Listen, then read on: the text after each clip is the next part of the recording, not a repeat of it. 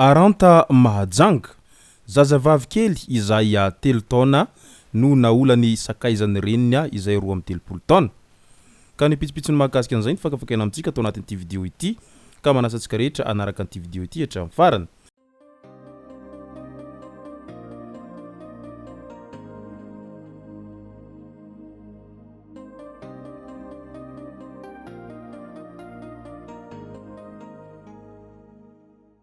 Ny tonga tsy miarahaba hono na mantezitra ka dia faly miarahaba isika rehetra mpanaraka sy tabaka an'ity chaîne ity tenako amin'ity androandroany ity arakin'izay efa natsipiko zay dia ny mahakasika ny lehilahy iray izay nanolana zazavavy kely 3 taona no tena iomparantsika atao anatin'ity vidéo ity. Fa milohan'izay dia andao aloha resantsika ireto tsara ho fantatra manaraka ireto. Resabe momba ny fisavana ny entany filoha mivady teny ivato teny nosombainy ny fitondrana teo aloha ny sain'ny mpanarabavao ho iatrany ny mpanakanto Kogara. Tena efa nosombainy ny fitondrana teo aloha ny sain'ny mpanarabavao ka lasa manoto saina ny mpaneho hevitra sasatsasany ao an-tambazotra serasera Facebook ho iatrany ny mpanakanto Kogara raha naneho ny heviny manoloana ny Resabe mahakasika ny fisavana ny entany filoha Kolonely Randrianirina Mikael mivady teny ivato teny.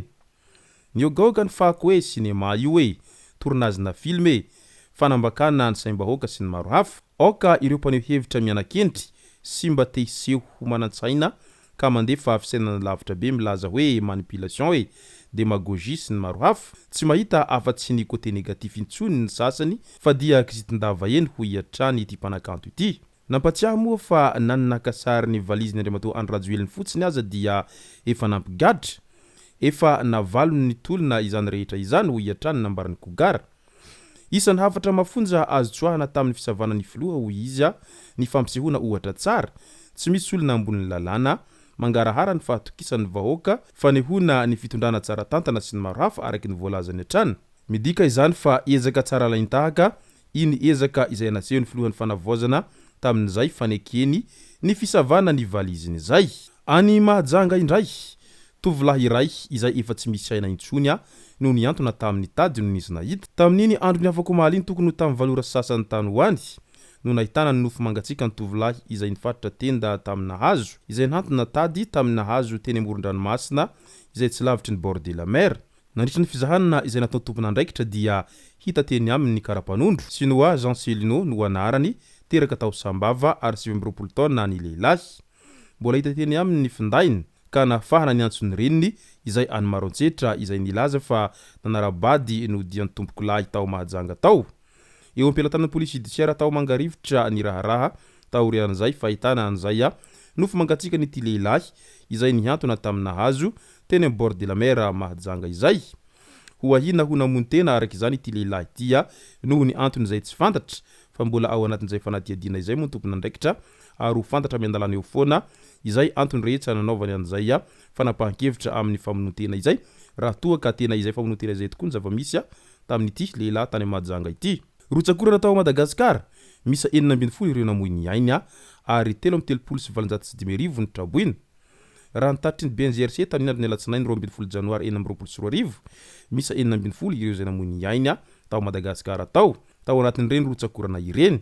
Ny 5 tamin'ireo tao amin'ny distriktan'ny Anjorobe izay nilatsampotaka ny 4 ny anjeran'ny trano ny iray tao Bemasondry Tos, 4 tao Soavina, 2 tao Antananarivo renivohitra, iray tao Morondava, iray tao Betuika Atsimo ary tao Ihosy ny 2. Misy 13 kosa ireo izay naratra ka ny ao Antananarivo renivohitra ny 9, ny 3 any Antananarivo Atsimondrano ary ny 4 any Ihosy. Olona misa 330 amina tokantrano 20 isa kosa no traboiny. Eo amin'ny ara-materialy trano misa 320 no tradoza, 30 no simba ary 30 no potika tanteraka tao anatin'izany rehetra izany. Midika izay fa nanimba zavatra maro izay rotsakorana tato ho ato zay. Io zao tatitra izay ofisialy voarain'izy ireo fa mety mbola misy kosa ireo izay tatitra izay tsy mbola voarain'izy ireo ao anatin'ny izany rehetra izany. Andao am'izay ho resantsika ny mahakasika an'ity fanolanana izay niseho tao Aranta Mahajanga ity. Zazavavy kely izay 3 taona izay naolany sakaizany reniny izay 13 taona. Tao Ambalahonko fokotany Aranta vakiparitra fahadimy no niseho ity tranga ity ny herinandro ny faramparany volana Desambra 2024 lasa teo iny. Vairay volana monja no niarahan'ilay Ramatoa sy ity rangahy 13 taona ity no izao navandoza izao sahady. Mpanarato ity farany ary mpivarotra filao na trondro kosa ilay ramatoa. Ka nandritran'ny fotoana izay tsy nahteo ilay renim-pianakaviana no nanaraotra nanao filan-dratsiny tamin'ilay zazakely vao 3 taona monja ity lehilahy 12 taona ity. Nandray an-tanana ilay zaza avy hatrany ny santravonjy raha toa ka nahiditra-ponjavonjy maika ataorian'ny famotorana natao azy ity lehilahy izay nahavandoza ity. Tena efa nivadika biby ho an'ny olombelona satria lehilahy 13 taona ve ianao dia havita hanolana zazavavikely izay mbola 3 taona monja be izao amin'io tsy mba zanakiza fa zanabadinao ao atokantranao ihany no anaovanao an'izay fabibiana sy ny asa ratsy amin'izay filandratsinao eo amin'izay fanolanana izay. Tena olona mendrika omena sazy farakin'izay hentsitra raha ity lehilahy izay navita nanolana zazakely 3 taona ity satria efa tsy manana fon'olombelona intsony izany fa mahavita mamono olona matoa manolana an'izay zazavavikely mbola 3 taona monja izay tao anatin'izay filan-dratsy sy ny etraketraky ny filana tsy voafehy izay. Hafatra ho an'ny ray aman-dreny, mitandrema ihany ianareo ry vehivavy rehefa misarabady ka mitondra zanaka any amin'ny lehilahy hafa ireny ary araha-maso hatrany ny zanakao fa tsy vitsy amin'ireo lehilahy no manana toetram-biby ao anatin'izany rehetra izany ho an'izay manao azy moa izany mazava ho azy.